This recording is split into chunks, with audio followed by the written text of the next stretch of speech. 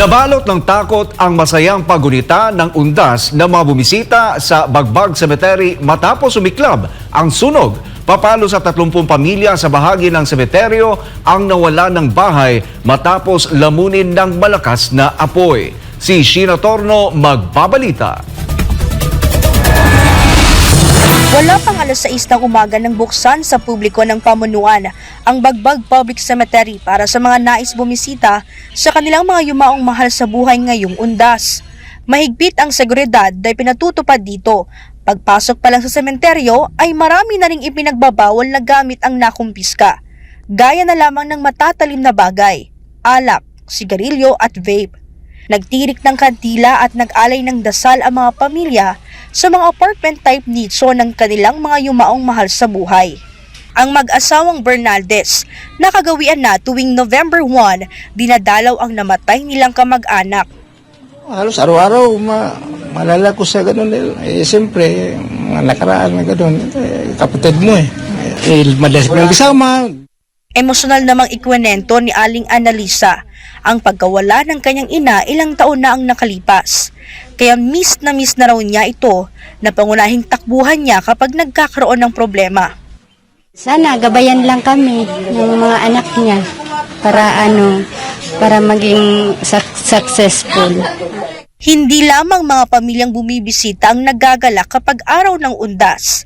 Si Mark Luis kasi ay kumikita tuwing undas sa pamamagitan ng paglilinis ng mga nicho sa Bagbag Cemetery.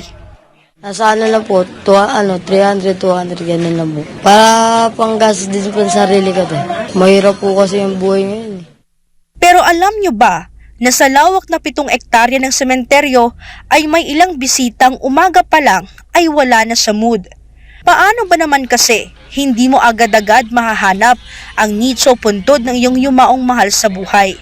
Hinahanap namin yung balibayaw ko kasi nawawala. Hindi po namin alam kung C2 o C3 na siya Pare-parehas Kaya nalilito kami kung... Sa mga ganun naman may hindi nila natanda kung saan lugar at nalilikaw kung saan sila pupunta. Meron naman po tayong pisina na pwedeng pagtanungan at lahat naman dito computerized na. Kaya madali naman makita kung saan lugar sila yung hinahanap nila. Sir, positive alarm na to, sir. Ang masayang bonding kasama ang pamilya ng mga yumaong mahal sa buhay sa Bagbag Cemetery ay napalitan ng takot. Pasado alas 9 ng umaga nang sumiklab ang sunog sa mga informal settler sa bahagi ng naturang sementeryo.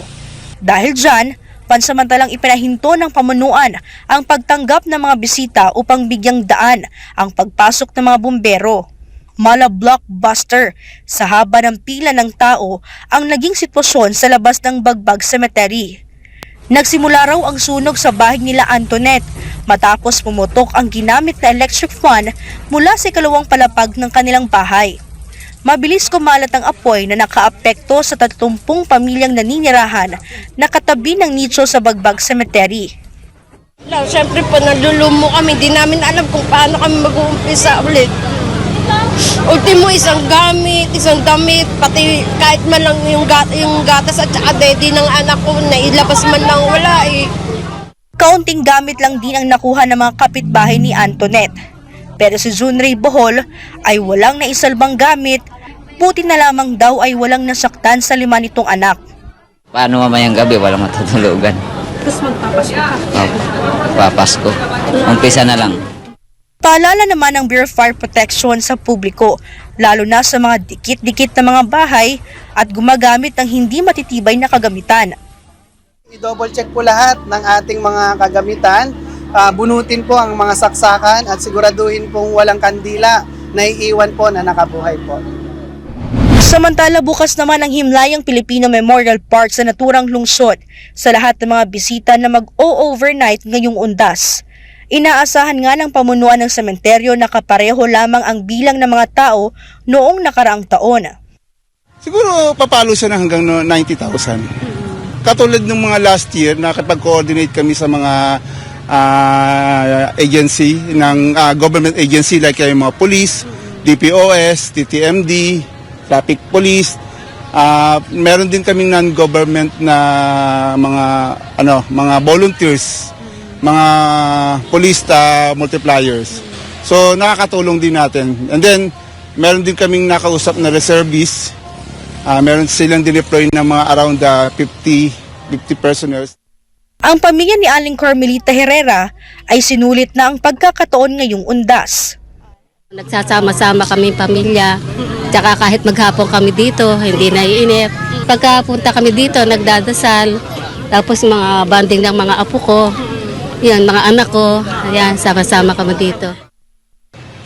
Ayon sa Quezon City Police District, walang naitalang untoward incident sa mga pampubliko at pribadong sementeryo dito sa Quezon City at inaasahan nila na magtutuloy-tuloy na magiging generally peaceful hanggang sa linggo, Nobyembre 3. Para sa Diyos at sa Pilipinas kung mahal, ito si Sheena Torno, SMNI News.